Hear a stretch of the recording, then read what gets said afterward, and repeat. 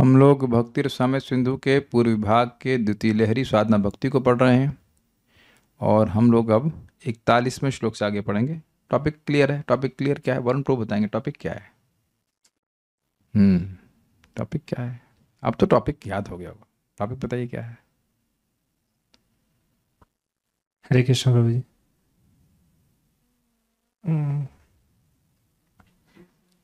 भक्ति के सुख से जो हमको मतलब भोग और मोक्ष की जो हमारी इच्छाएं होती हैं वो हट जाती है, क्योंकि ओके बेसिकली यहाँ कह रहे हैं जो शुद्ध भक्त हैं वह भोग और मोक्ष की तरफ ध्यान नहीं देते हैं। यही बात बार बार बोल रहे हैं और इसको अलग अलग प्रमाणों से ही दे जा रहा है। बस अब उनको उस बात वही कही जा रही है, बस कभी इधर से कभी उधर से ऐसे करके बात बोल रहे हैं। तो यही बात बोल रहे हैं कि जो शुद्ध भक्त हैं वह कभी भी भोग और मोक्ष की इच्छा नहीं करते हैं। शायद ये बहुत शायद नहीं, डेफिनेटली बहुत इंपॉर्टेंट टॉपिक होगा, तभी इतने सारे श्लोक अभी अभी रुक नहीं गए हैं। इसके बाद फिर आज 6-7 श्लोक और फिर 10। ये क्या है ये? इसका मतलब है कि बहुत ज़्यादा इंपॉर्टेंट टॉपिक है, इसीलिए अलग अलग लोगों से समझवा रहे। देखो रूप गोस्वामी कह रहे हैं, ऐसे नहीं मैं ही कह रहा हूँ, शिव जी भी कह रहे हैं, वेद भी कह रहे हैं, यहाँ भी है वहाँ भी है, उस श्लोक में भी है, उस पुराण में भी है, ताकि बात समझ में आए कि भक्ति मुक्ति से भी श्रेष्ठ है। तो ये इंटरेस्टिंग है। तो चलिए हम लोग अब अगले श्लोक को देखते हैं। एकादशे श्री भगवत उक्तो 11-20-34 स्वयं भगवान ने क्या कहा है। न किंचित साधवो धीरा, न किंचित साधवो धीरा, भक्ता हि एकांतिनो मम, भक्ता हि एकांतिनो मम, वाञ्छन्त्यपि मया दत्तम्, वाञ्छन्त्यपि मया दत्तम्, कैवल्यम् अपुनर्भवम्, कैवल्यम् अपुनर्भवम्। न किंचित साधवो धीरा, न किंचित साधवो धीरा, भक्ता हि एकांतिनो मम, भक्ता हि एकांतिनो मम, वाञ्छन्त्यपि मया दत्तम्, वाञ्छन्त्यपि मया दत्तम्, कैवल्यम् अपुनर्भवम्, कैवल्यम् अपुनर्भवम्। न किंचित साधवो धीरा, न किंचित साधवो धीरा, भक्ता हि एकांतिनो मम, भक्ता हि एकांतिनो मम, वाञ्छन्त्यपि मया दत्तम्, वाञ्छत्यपि मया दत्तम्, कैवल्यम् अपुनर्भवम्, कैवल्यम् अपुनर्भवम्। एकादश स्कंध भागवत 11-20-34 में भगवान श्री कृष्ण की उक्ति है। एकादश स्कंद भागवत 11-20-34 में भगवान श्री कृष्ण की उक्ति है, मेरे अनन्य प्रेमी एवं धैर्यवान साधु भक्त स्वयं तो कुछ चाहते ही नहीं। यदि मैं उन्हें देना चाहता हूँ और देता भी हूँ तो भी दूसरी वस्तुओं की तो बात ही क्या, वे केवल मोक्ष भी नहीं लेते। हम इसके एग्जाम्पल समझाते हैं। इस एग्जाम्पल को केवल वेद बात नहीं समझेंगे। आज किसी कारण से हम लोग 0 ऑयल वाला खाना खा रहे हैं तो आज हमने खिचड़ी बनाई विद ऑल ड्यू अनरिस्पेक्ट हमने लिया। फिर देना भी और नहीं देना भी चाह रही तो ना हमें नहीं चाहिए। कहते आज आपने कम खाई, हमने तो कम खाने वाली ही बनाई आपने। इनकी गलती थी भी नहीं थी, कुछ स्वास्थ्य के लिए हम 0 ऑयल का खाना खा रहे हैं। तो अब हमारे बाबा हमको इनके क्या बोलते हैं, जो ससुर के बाप उन्हें क्या कहते हैं, ददिया ससुर है, अजय ससुर। हमारे बाबा जी की बात इनको समझा रहा था कि बेटा घी बनाए खिचड़ी और बड़ी बहू का नाम घी डालते खिचड़ी अच्छी हो जाती, बड़ी बहू हमारी खिचड़ी बड़ा अच्छा बनाती। ये सुना होगा आपने, सुना है? तो कहने का मतलब है जिस चीज में स्वाद ही नहीं है उसको देने पे आप लेंगे। ये बात हम खाली समझाने के लिए कह रहे हैं।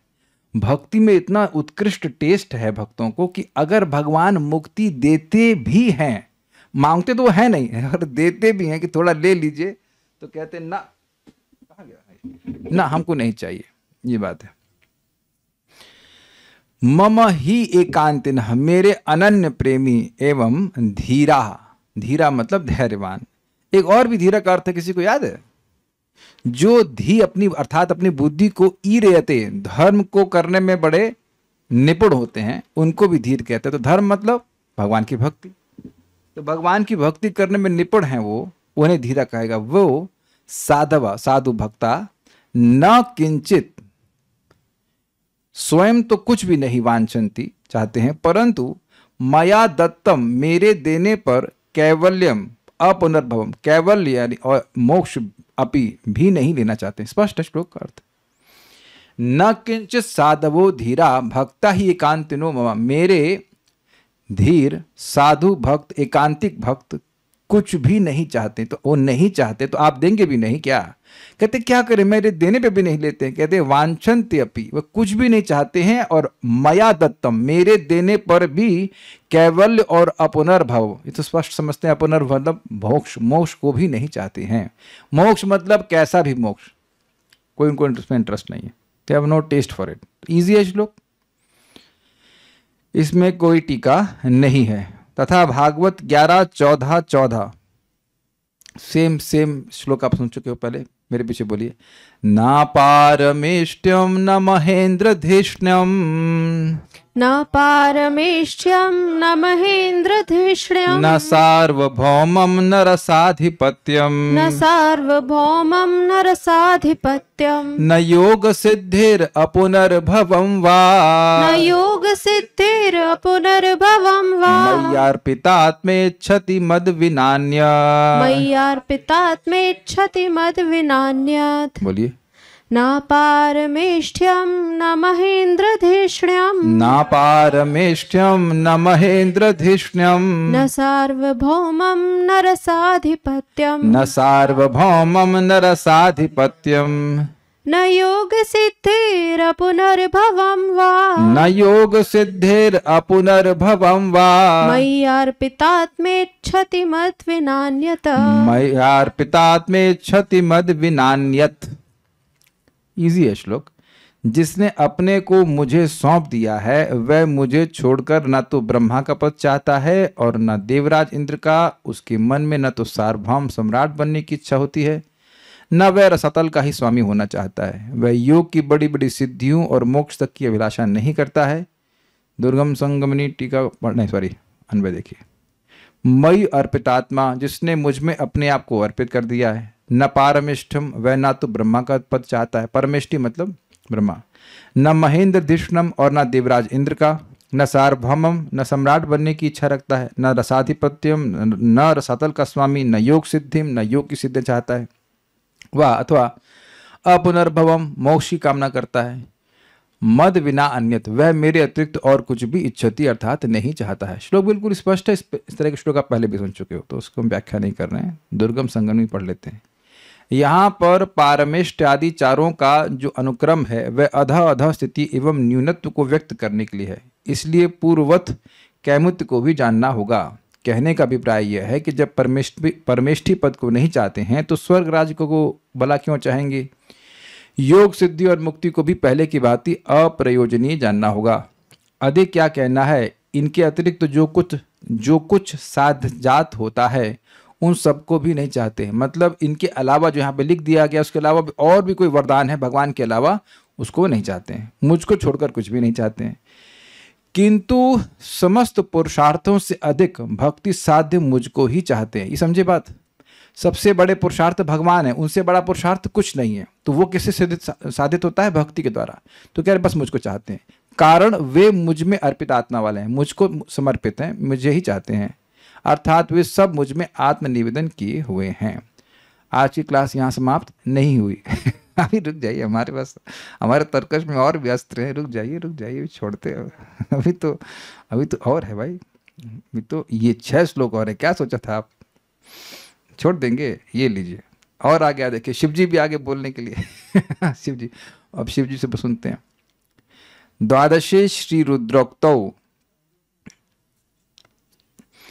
मेरे पीछे बोलिए। नैविच्छत्याशिषः क्वापि ब्रह्मर्षि मोक्षमप्युत, नैविच्छत्याशिषः क्वापि ब्रह्मर्षिर्मोक्षमप्युत, भक्तिं परां भगवती लब्धवान् पुरुषे अव्यये, भक्तिं परां भगवती लब्धवान् पुरुषेऽव्यये।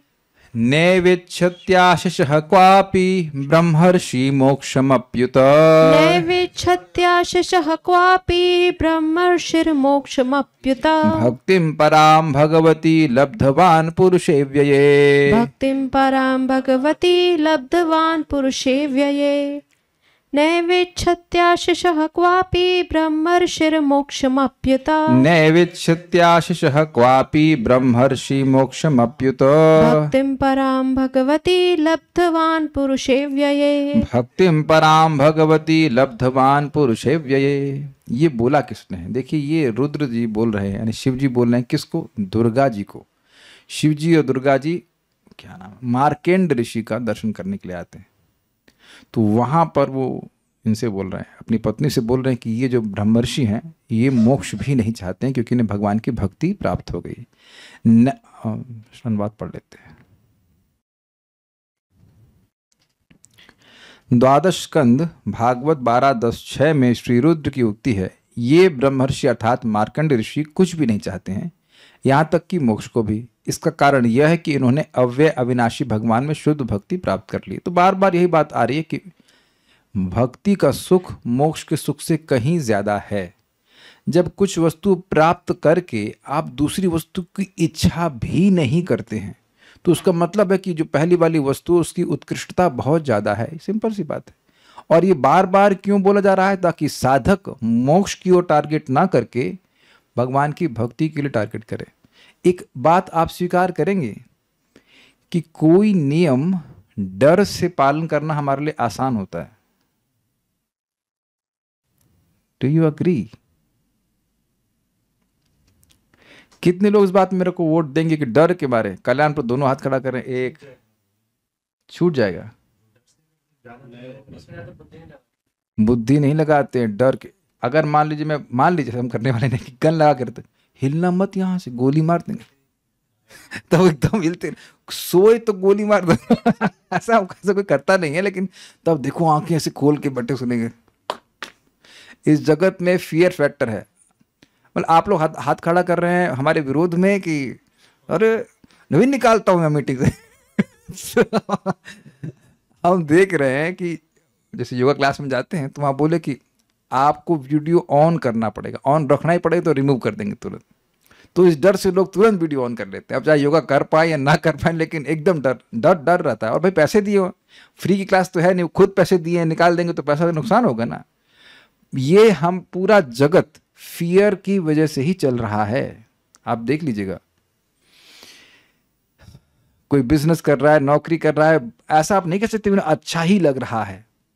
Fear fear fear. तो ये मोक्ष है, ये आप मानेंगे कि मोक्ष जो है ये फियर से इंस्पायर्ड है? भैया हमको जगत का दुख बिल्कुल ना मिले, हमको दुख बिल्कुल ना मिले, डर लगता है इस जगत से। तो इसके लिए मोक्ष की वांछा करना आसान है। आप विचार कीजिए। और मोक्ष की तरफ ना भैया अब दोबारा कभी जन्म। इसीलिए आप देखो इस्कॉन में हम सब लोग प्रारंभ में ये नहीं बोलते कि हरे कृष्ण मंत्र से भगवत प्रेम मिलेगा। लोग रिलेट ही नहीं कर पाएंगे उससे। आप हमेशा हमेशा के लिए भगवान के पास चले जाओगे, आपको दोबारा जन्म कभी नहीं लेना पड़ेगा। आपका क्या फायदा होगा ये बताते हैं ना। हाँ, जानवर नहीं बनेगा, नरक नहीं जाओगे, अरे पाप से बच जाओगे। आप देखिए। और ऐसा नहीं कि भागवत में ऐसी प्रीचिंग नहीं है। अयम ही कृत निर्वेशो जन्म कोट हंसाम अपि यद व्याजहार विष्णु विवश नाम स्वस्थ न हरे। यही सब बातें बोली जा रही हैं। तो आप पापी हैं लोग तो डर के मारे नाम उच्चारण करें। ऐसा नहीं कि भागवत में प्रेम के बारे में नहीं बोल रहे हैं। 1.2.6 में स्पष्ट बोला अहेतु की अप्रतिहता ये नात्मा सुप्रसिद्धि। लेकिन समझ में कहाँ आता है लोगों को? तो ये समझ में आता है कि पाप से बच जाए, नरक न जाए। ये सामान्य लोगों को ये बातें समझ में आती हैं। लेकिन ये ग्रंथ क्या मुक्ति रसामृत सिंधु है? यह भुक्ति रसामृत सिंधु है। ना भोग है ना मोक्ष है, ये भक्ति रसामृत सिंधु है। तो वो समझा रहे हैं, इस बात को बार बार समझाना है कि बेटा तुम्हारे लिए भक्ति सर्वश्रेष्ठ है। हमारे कल्याण पर कोई दिक्कत थी इसमें। अरे तो धाम जाएंगे तो वहां सेवा नहीं मिलेगी। मतलब इनके मन में सूक्ष्म विचार है, यार धाम पहुंच जाए पहले, उसके बाद सेवा होगी नहीं होगी, ऐसे कुछ है। हाँ, पहले सीट पक्की करो भाई धाम की, धाम मिल जाए उसके बाद देखना भाई। लेकिन आप देख सकते हैं कि ये इच्छा सभी के हृदय में थोड़ा सूक्ष्म रूप में रह सकती है। मेरे अंदर एक कंटामिनेशन है कि यार धाम में गर्मी नहीं लगेगी। मतलब आइडिया कि ठंडी ठंडी हवा चलेंगी और मुझे एसी नहीं चलाना पड़ेगा। बहुत झमेले हैं यहाँ पे। I don't like heat. ऐसे पता नहीं क्यों ऐसे मेरा इंट्यूशन है कि it is not be hot. तो ये बहुत स्ट्रांग डिजायर है मोक्ष की, हमको दुख ना मिले और हमको सुख मिल जाए। आप देखो कोई बाबा, कोई व्यक्ति दुख निवृत्ति करने में समर्थ हो बस, और भीड़ की भीड़ लग जाती है। आप देख लीजिए, कहीं कहीं देख लीजिए आप, कोई डॉक्टर हो या बाबा हो, कोई सिद्ध व्यक्ति हो, बस दुख निवृत्त करने में, क्योंकि डिजायर बहुत स्ट्रांग है, दुखालय में ना। तो ये इसीलिए शिव जी भी यहाँ पे आश्चर्यचकित है कि इनको मोक्ष की भी स्पृहा नहीं, मतलब भक्ति का सुख इतना अधिक है कि मोक्ष की तरफ ध्यान नहीं दे रहे हैं। ये बात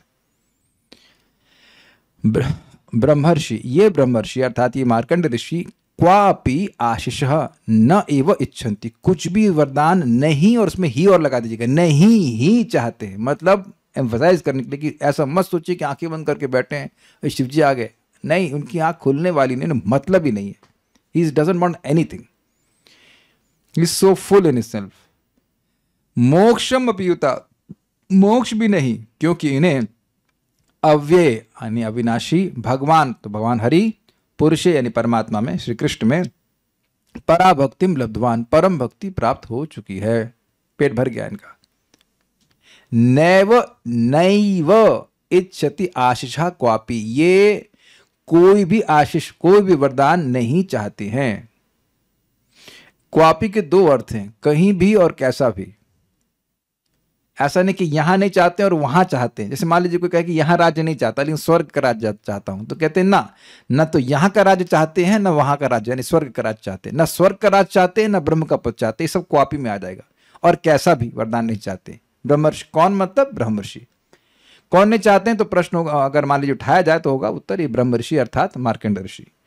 मोक्षम अपीयुता, क्यों कहेगा इस जगत का लाभ नहीं चाहते तो मोक्ष चाहते होंगे, तो कहते नहीं, मोक्ष भी नहीं चाहते। क्यों नहीं चाहते, कह रहे हैं क्योंकि पराम भक्तिम भगवती लब्धवान, भगवान में इनको परा भक्ति प्राप्त हो गई है। कैसे भगवान है, जो पुरुष हैं अर्थात निराकार नहीं है, और अव्यय पुरुष हैं अर्थात उनमें कोई क्षीणता नहीं आती, कोई परिवर्तन नहीं आता, एक रस रहते हैं। ठीक है, ओके, ये तो सब लोगों को होगा, पता ही होगा। पद्म पुराणे च कार्तिक महात्म्य में, पद्म पुराण में कार्तिक महात्म्य में दामोदर अष्टक में, वरम देव मोक्षम ना मोक्षावधिम वा नाचान्यम व्रीडेहम वरेशदपिहा।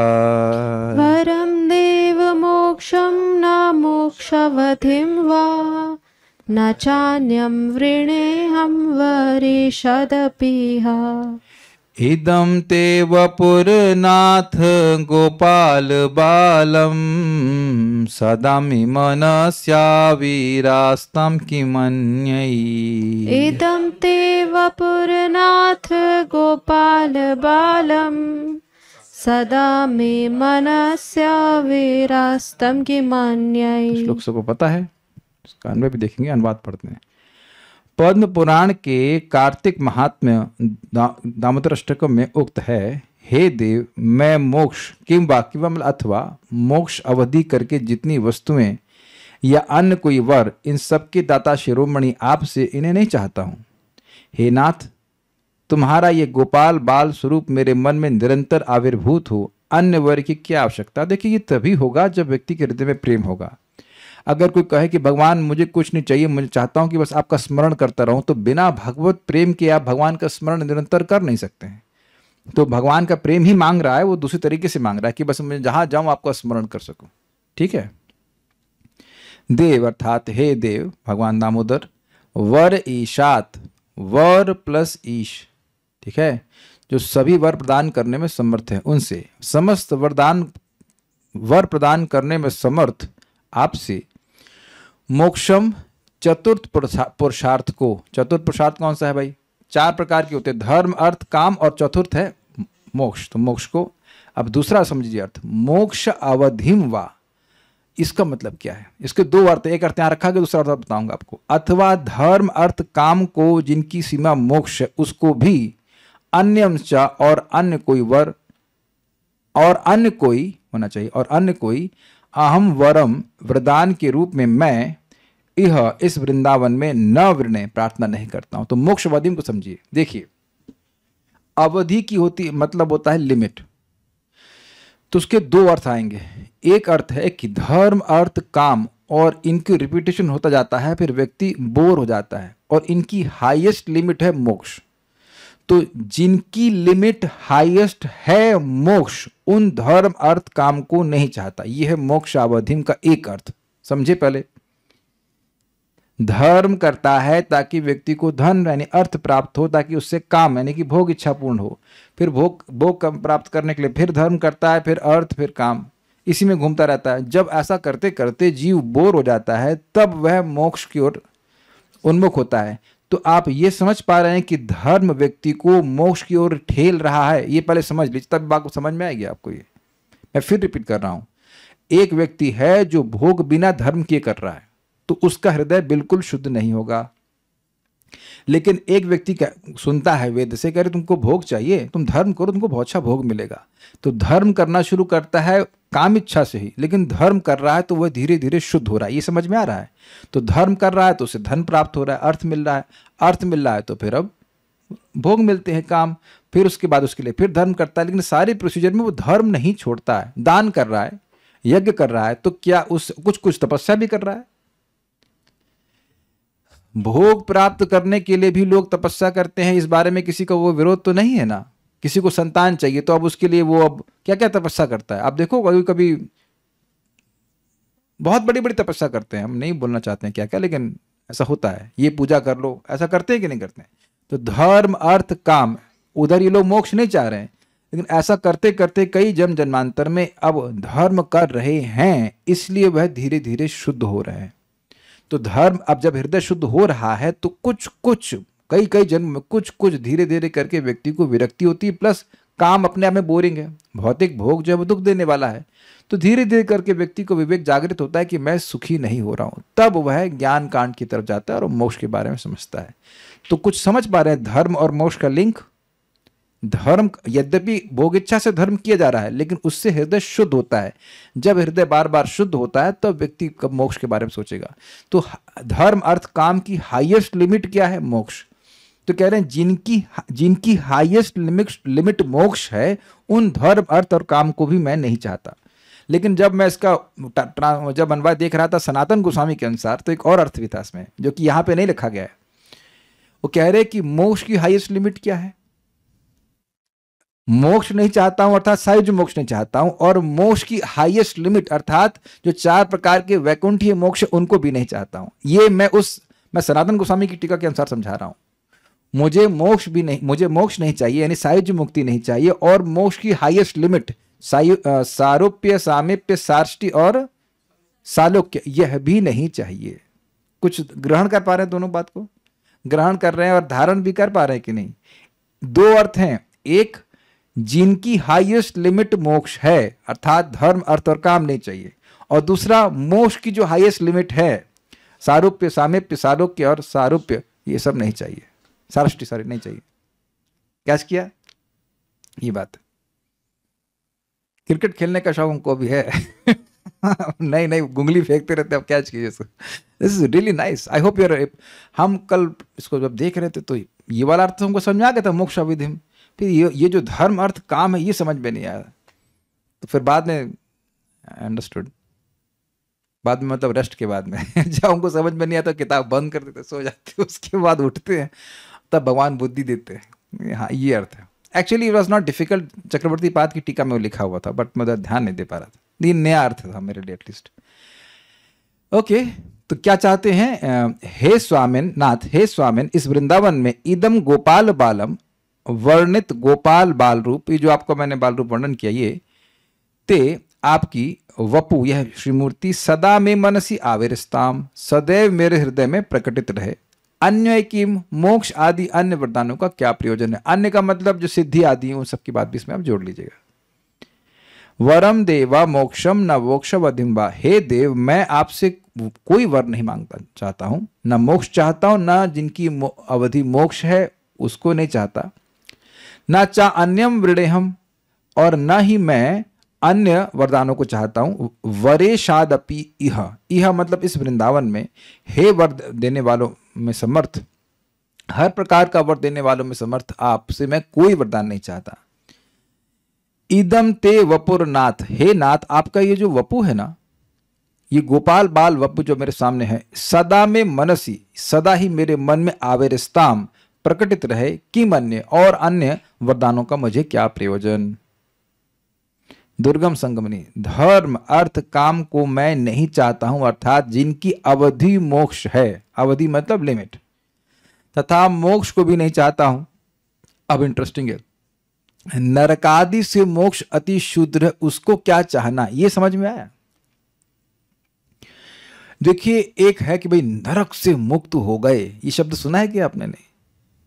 हम लोग भगवत गीता के 3रे अध्याय की महिमा सुने हैं कि वहां पे एक व्यक्ति था, जनस्थान का कोई ब्राह्मण था, वो उसके पिताजी बड़े पापी थे, उनका वो कुछ श्राद्ध करने के लिए जा रहा था, वाराणसी काशी जा रहा था, सब बहुत सारी लंबी कहानी थी। तो उसको मालूम चला कि वो तो नरक में पड़े हुए हैं, तो गीता का वो पाठ करने लगा और उसके पाठ के पुण्य को अपने पिताजी को दे दिया, तो पिताजी मुक्त हो गए नरक से। वैसे तो वैकुंठ भी चले गए, लेकिन एक पॉइंट है कि नरक से मुक्त होना भी एक प्रकार का मोक्ष है कि नहीं।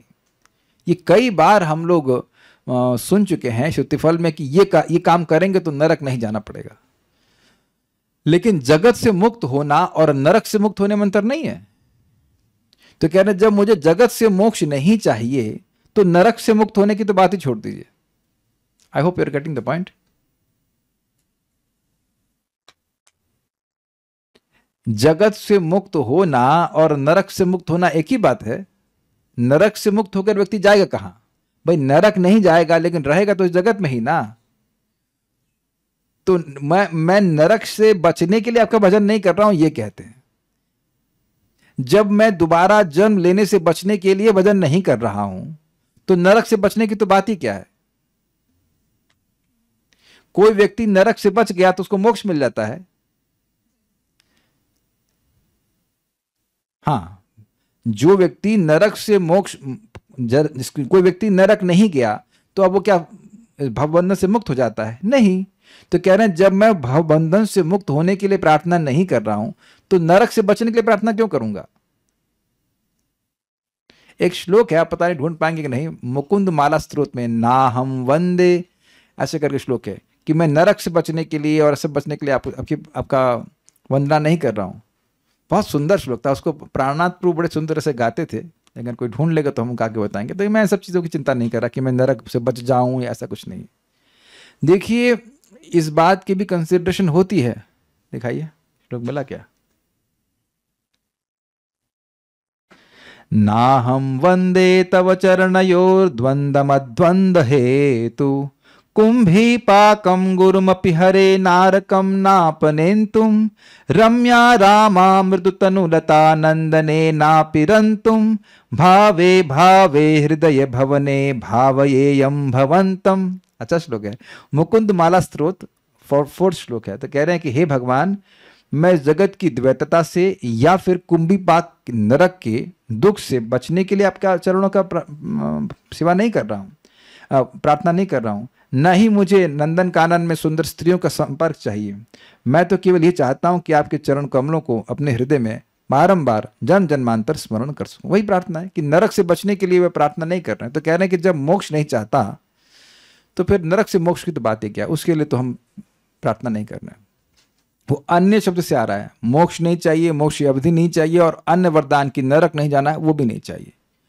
भक्ति सार प्रदर्शनी, मोक्ष है शेष सीमा जिन सब की, उन धर्म अर्थ व काम को भी मैं नहीं चाहता हूं। स्पष्ट है।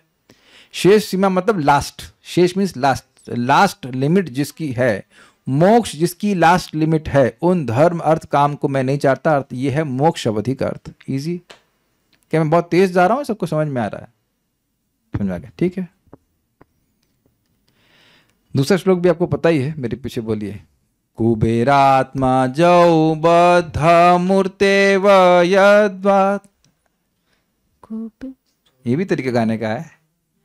त्वया मोचितौ भक्ति भजौ कृतौ च, कुबेरात्मा जौ बद्ध मूर्तेव यद्वात्, त्वया मोचितौ भक्ति भजौ कृतौ च, तथा प्रेम भक्तिं स्वकाम्य प्रयच्छ, न मोक्षे ग्रहो मेस्ति दामोदरेह। तथा प्रेम भक्तिं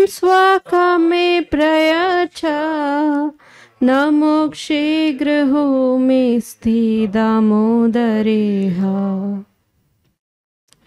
आपने बद्ध अवस्था में खुद बंधे हुए हैं, भगवान उसको बोल रहे हैं, आपने बद्ध अवस्था में कुबेर के पुत्र युगल अर्थात दोनों पुत्रों को मुक्त करके भक्तिमान बनाया है। उस प्रकार निज प्रेम भक्ति मुझको भी दान करो हे दामोदर, मुक्ति के लिए मेरा आग्रह नहीं है। इसकी व्याख्या की जरूरत नहीं है, तो इसी है। बद्ध, इंटरेस्टिंग पॉइंट क्या है देख लीजिएगा। बद्ध मूर्त्यैव, बद्ध मूर्ति में ही श्री यशोदा द्वारा ओखल से बंधे हुए श्री विग्रह रूप में ही, मतलब खुद भगवान बंधे हुए हैं लेकिन दूसरे को मुक्त कर रहे हैं इंटरेस्टिंग है। परम पूज्य राधा गोविंद महाराज इस बात को बताते हुए कहते हैं कि इससे दिखता, इससे सिद्ध हो रहा है, भगवान बता रहे हैं, किसी आचार्य की टीका को कोट करते हुए बोलते हैं कि गुरु यद्यपि बद्ध अवस्था में है फिर भी ज्ञान दे करके मुक्त कर सकता है। भगवान यह सूचित कर रहे हैं कि देखो मैं बंधन में हूं लेकिन देखो मोक्ष दे रहा हूं। तो ऐसे ही गुरु भगवान की बात बोलकर, हम सभी लोग बद्धावस्था में ही है लेकिन भगवान की बात बोलकर दूसरे को मोक्ष प्रदान कर सकते हैं। इंटरेस्टिंग है।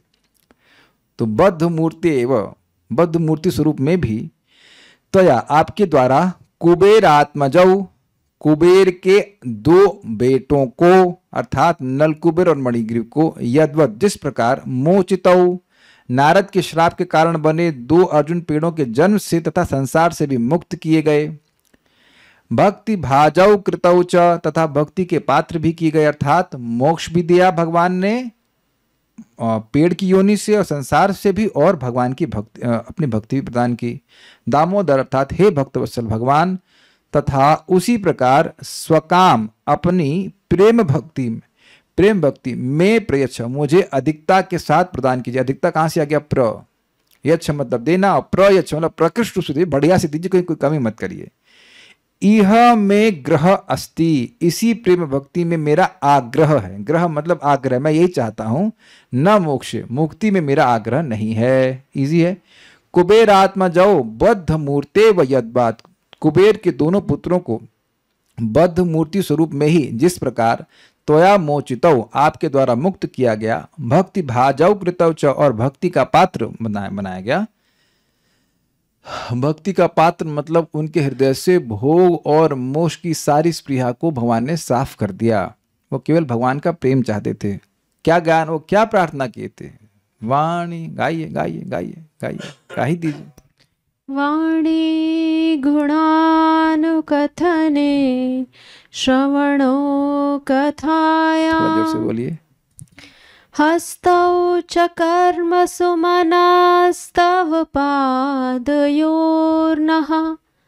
स्मृत्यां शिरस्तव निवास जगत् प्रणामे, दृष्टि सतां दर्शनेस्तु भवत्तनूनाम्। तो इसमें स्पष्ट देख लीजिएगा, चैलेंज है कि मोक्ष शब्द आपको दिखाई नहीं पड़ेगा, कहीं नहीं दिखाई पड़ेगा। तो भगवान की भक्ति ही वह हृदय से मांग रहे हैं। क्या श्लोक चल रहा है किस प्रकार से? वाणी गुणानुकथने, हमारी वाणी आपके गुण के अनुकथन में बार बार में लगे रहे, बार बार हरि नाम बोलें, बार बार आपकी कथा बोलें, और ना बोल रहे हो तो श्रवणों कथायाम, दोनों कान हमारे आपके कथा में लगे रहें। फिर उसके बाद हस्तौ च कर्मसु, हमारे हाथ आपके कर्मों में लगे रहें, आपकी सेवा में लगे रहें, और मन हमारा आपके चरण कमलों के स्मरण में लगा रहे, और हमारा सिर पूरे जगत में हर वस्तु को प्रणाम करने में लगे, ये समझते हैं कि वो आपका ही स्थान, आपका ही अधिष्ठान है। तो आप देख रहे हैं कि वह ये प्रार्थना कौन कर रहे हैं? कुबेर के आत्मज कर रहे हैं। यानी कि नलकुबेर मणिग्रीव भी दिखा रहा है कि ये भक्ति के पात्र हो गए। कुछ पूछना चाहते हैं? नहीं, ठीक है। तथा प्रेम भक्तिम, उसी प्रकार से अपनी प्रेम भक्ति में प्रयच्छा मुझे प्रदान कीजिए। न मोक्षे ग्रहो, मेरा मोक्ष में आग्रह नहीं है। न मोक्ष ग्रहो में अस्ति दामोदर इह, इह मतलब इसी भक्ति में मेरा आग्रह है, और मोक्ष में मेरा आग्रह नहीं। आग्रह मतलब जिद या इच्छा नहीं है। हय शीर्ष श्री नारायण व्यूह स्तवे च, मेरे पीछे बोलिए। न धर्मं काममर्थं वा मोक्षं वा वरदेश्वर। न धर्मं काममर्थं वा मोक्षं वा वरदेश्वर। प्रार्थये तव पादाब्जे दास्यमेवाभिकामये। प्रार्थये तव पादाब्जे दास्यमेवाभिकामये। बोलिए। न धर्मं काममर्थं वा मोक्षं वा वरदेश्वर। न धर्मं काममर्थं वा मोक्षं वा वरदेश्वर। प्रार्थये तव पादाब्जे दास्यमेवाभिकामये। प्रार्थये तव पादाब्जे दास्यमेवाभिकामये। हय शीर्ष पंचरात्र के श्री नारायण व्यूहस्तव में उक्त है, हे वरदेश्वर, मैं धर्म अर्थ काम व मोक्ष की प्रार्थना नहीं करता हूँ, आपके चरण कमलों के दास्य की ही कामना करता हूँ। अब तो उसमें कोई व्याख्या की जरूरत नहीं है, बस हम अन्वय देख लेते हैं। वरदेश्वर, हे वरदेश्वर अर्थात कोई भी वरदान देने में समर्थ ईश्वर। धर्म काम अर्थम व मोक्षम व, इजी है, मैं धर्म अर्थ अथवा काम अथवा मोक्ष की प्रार्थना नहीं करता। तव पादाब्जे, आपके चरण कमलों के दास्य मेवा भी काम, ये दास्य की ही कामना करता हूँ। सिंपल है। न धर्मम काममर्थम वा, मतलब न धर्म न काम न अर्थ चाहता हूं। मोक्ष वा वरदेश्वर, इजी है, मोक्ष भी नहीं चाहता। प्रार्थये तव पादाब्जे, मैं तो इन सब की प्रार्थना नहीं करता, आपके चरण कमलों के दास्य की ही मैं प्रार्थना करता हूं। तो इजी है। तत्रैव, और तत्रैव मतलब उसी शास्त्र में, अर्थात हयशीर्ष नारायण व्यूहस्तव में ही। मेरे पीछे बोलिए। पुनः पुनर्वरान दित्सुर विष्णुर मुक्तिम न याचितः। पुनः पुनर्वरान दित्सुर विष्णुर्मुक्तिं न याचितः। भक्तिरेव वृता येन प्रह्लादं तं नमाम्यहम्। भक्तिरेव वृता येन प्रह्लादं तं नमाम्यहम्। बोलिए। पुनः पुनर्वरान दित्सुर मुक्तिं न याचितः। पुनः पुनर्वरान दित्सुर विष्णुर्मुक्तिं न याचितः। भक्तिरेव वृता येन प्रह्लादं तं नमाम्यहम्। भक्तिरेव वृता येन प्रह्लादं तं नमाम्यहम्। वहीं पर अर्थात हयशीर्ष पंचरात्र के श्री नारायण व्यूहस्तव में उक्त है, उन प्रहलाद को नमस्कार करता हूं जिन्होंने बारंबार वर देने के इच्छुक श्री विष्णु से मुक्ति नहीं मांगी, भक्ति ही ग्रहण करी। एक बड़ी इंटरेस्टिंग बात है,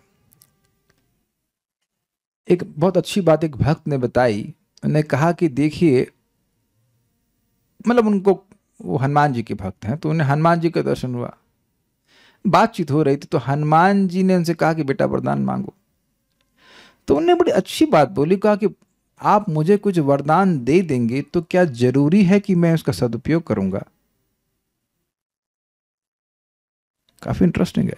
हमें अपने चरणों में भक्ति प्रदान कीजिए। उन्हें अपने वरदान, एटलीस्ट हनुमान जी के लिए सब बोला, बट आइडिया बहुत बड़ी शिक्षा है, बहुत बड़ी शिक्षा है। क्यों? देखिए, मैं प्रमाण दे रहा हूं।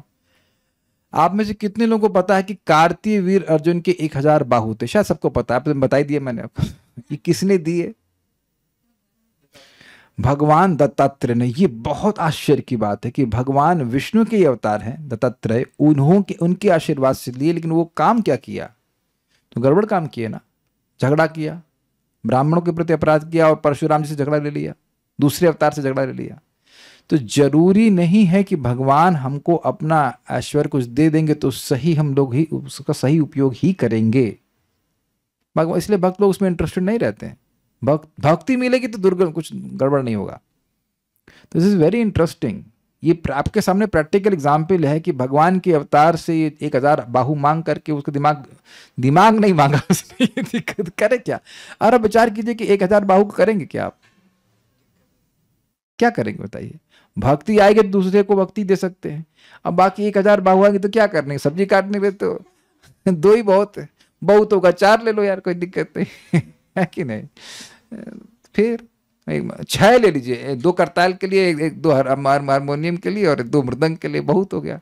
तो हाँ, 8 चलो ले लिए। 1000 का क्या करेंगे आप? 1000 का क्या करेंगे बताइए? और वो कहता था हाथ में खुजली हो रही है, पहाड़ को तोड़ेगा। It's just like that. Power corrupts and absolute power corrupts absolutely. बल्कि अब हम श्लोक तो याद नहीं है, लेकिन प्रहलाद महाराज भागवत में कहते हैं कि भगवान मैं तो उग्र जाति हूँ, मैं तो असुर के यहाँ पैदा हुआ, आप मुझे वरदान देंगे मैं और गड़बड़ करूंगा, मुझे ये सब वरदान नहीं चाहिए। विष्णु, भगवान विष्णु के पुनः पुनः वरान दित्सु, बार बार वरों को देने को इच्छुक होने पर कि ले लो, ये ना जिन प्रहलाद के द्वारा मुक्तिम न याचिता, मोक्ष को भी नहीं मांगा गया, अपितु भक्ति एव वृतः, केवल भक्ति ही स्वीकार की गई। तम प्रहलादम, उस प्रहलाद को अहम नमामि, मैं नमस्कार करता हूं। तो इससे एक बार एक भक्त बोल रहे थे कि देखो कभी भगवान दिख जाएं और कहें कि क्या चाहिए, तो तुमको पता होना चाहिए कि क्या मांगना है। जैसे आईएएस के इंटरव्यू की तैयारी पहले से कर लेता है व्यक्ति कि ये प्रश्न करेंगे तो ये उत्तर देंगे, ये प्रश्न करेंगे तो ये उत्तर देंगे, तो पास हो जाता है। तो अगर कभी भगवान दिख जाएं आपको भक्ति करते हुए और भगवान कहें कि बेटा मैं तुमसे बहुत प्रसन्न हूं, तो ये मत कहना कि भगवान ये बंडल इधर रखा है, इसे उठा करके इधर दे दीजिए, रख दीजिए। समझे ना बात? भक्ति मांगनी चाहिए, दैट इज अ पॉइंट। ठीक है। पुनः पुनः वरान दिस्सु, बार बार वर देने के इच्छुक विष्णु ने से मुक्तिम न याचिता, मुक्ति को भी नहीं मांगे। भक्तिर एव वृता, भक्ति को ही स्वीकार किए। ये न जिनके द्वारा तम प्रहलादम नमामि, हम उन प्रहलाद को मैं नमस्कार करता हूं। इजी है, इजी एटलीस्ट समझ में आना। लेकिन देखिए घबराइए मत, भगवान की भक्ति एक ऐसा प्रोसीजर है कि व्यक्ति चाहे कैसी भी इच्छाओं से युक्त हो, भगवान की भक्ति करता रहता है तो अपने आप इच्छाएं गायब हो जाती हैं। चलिए एक चीज बताइए, क्या आपकी कोई एक इच्छा ऐसी गायब नहीं हुई है कि जिसको आप उदित भी कराना चाहो तो उदित नहीं होगी? मैं समझा पा रहा हूं क्या मैं क्या कह रहा हूं? एक इच्छा जो आपको रगड़ रही थी, रगड़ मतलब उसको प्राप्त करने के लिए आप बहुत परिश्रम कर रहे थे, और अब आप अगर चाहो भी तब भी वह उदित नहीं होती है।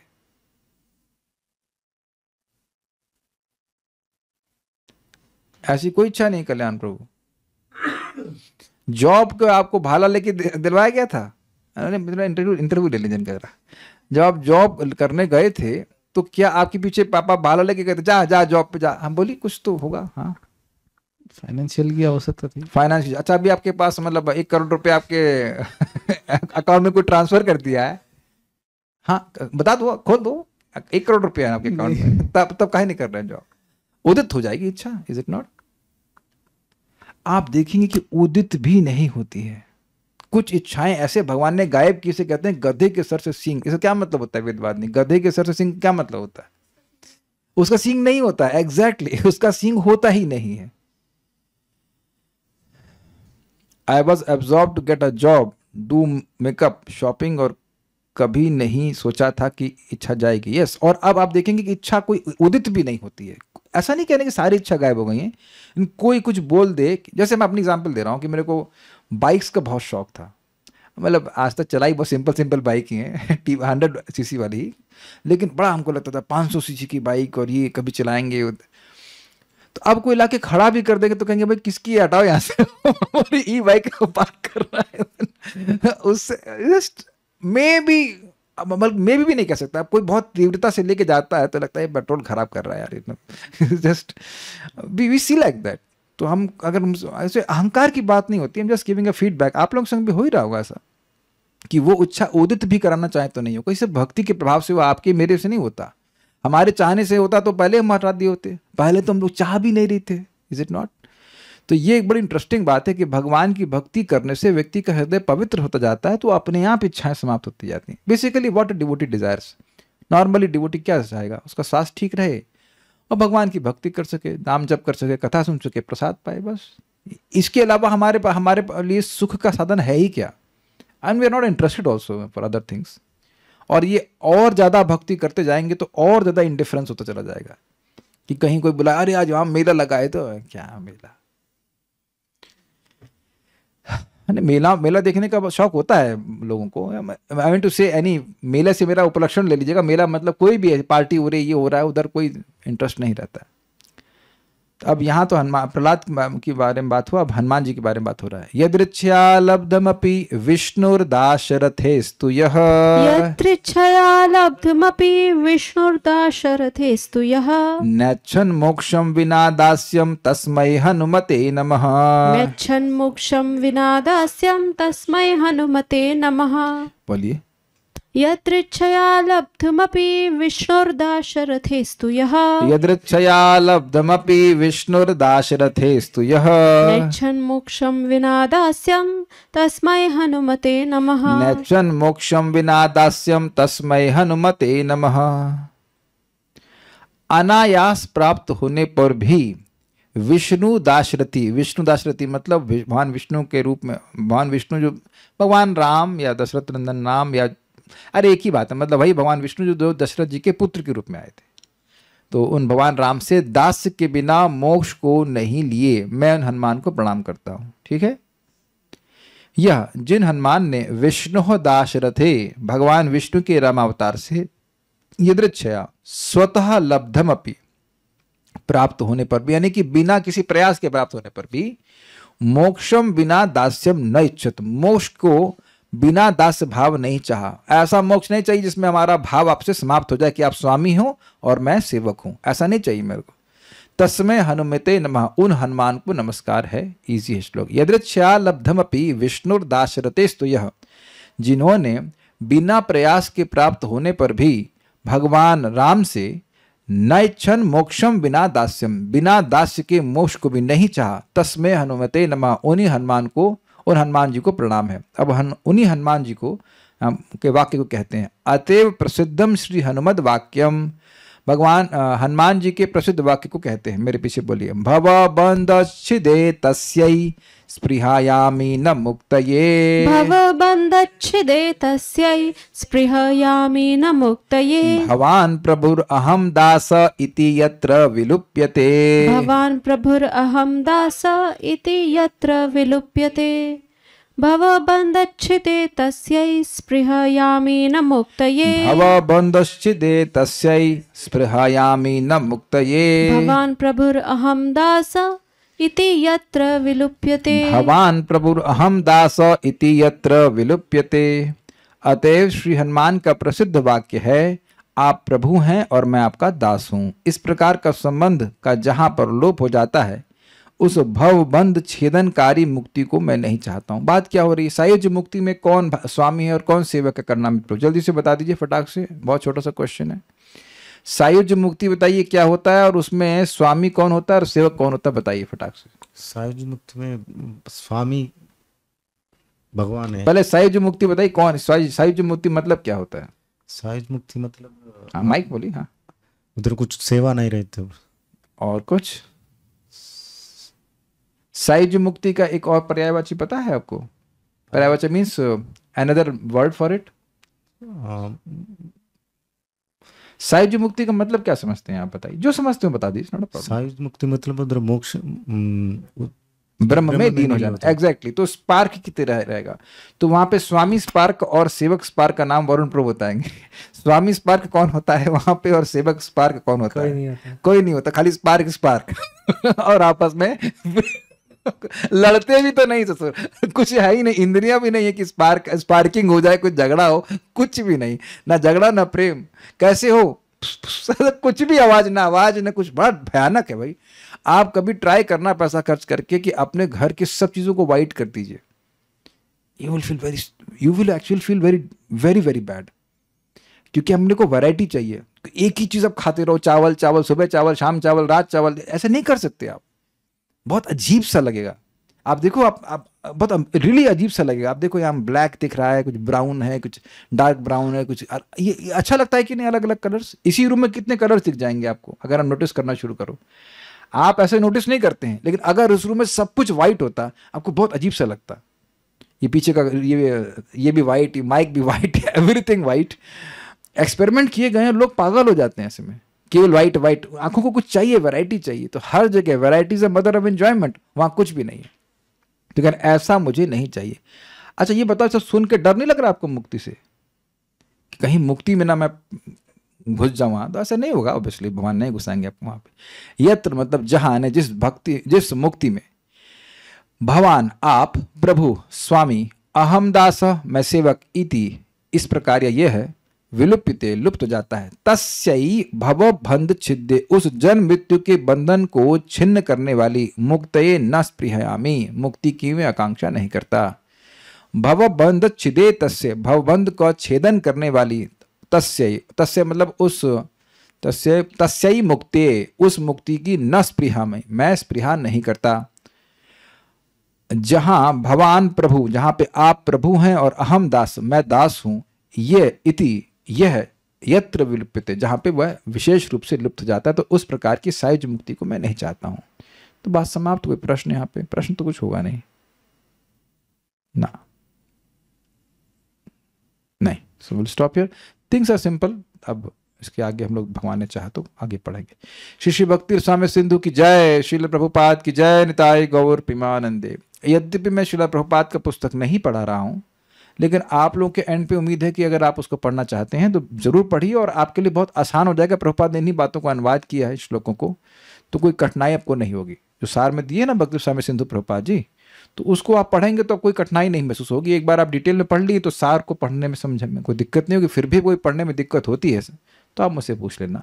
विल सी, हम इस मूल ग्रंथ को पढ़ लेंगे, फिर अगर समय मिलेगा तो हम फिर सार वाले को भी पढ़ लेंगे। उसको पहले पढ़ना मात्र होगा, क्योंकि सिंपल प्रभुपाद जी अपने अनुवाद यहाँ पे रखे हैं। I will not say simple, but he has added things also, but उसको हम फिर अलग से पढ़ेंगे, अलग से पढ़ लेंगे। ऐसे सोच रहा हूँ इस तरह से, नहीं तो वो मिक्सअप हो जाएगा कि कभी हम सार पढ़ रहे हैं, कभी ये पढ़ रहे हैं, फिर एक बार सारे श्लोक पढ़ लेते हैं, फिर उसके बाद हम लोग सार को पढ़ेंगे। ऐसे ही सोच रहा हूँ, तो ठीक रहेगा। जैसे मान लीजिए 10th कैंटो आपने पढ़ लिया, तो फिर कृष्णा बुक तो आपको समझ में आ ही जाएगी, तो उसमें कोई कठिनाई नहीं होनी चाहिए। So that's my plan. Thank you. Srila Prabhupada की जय।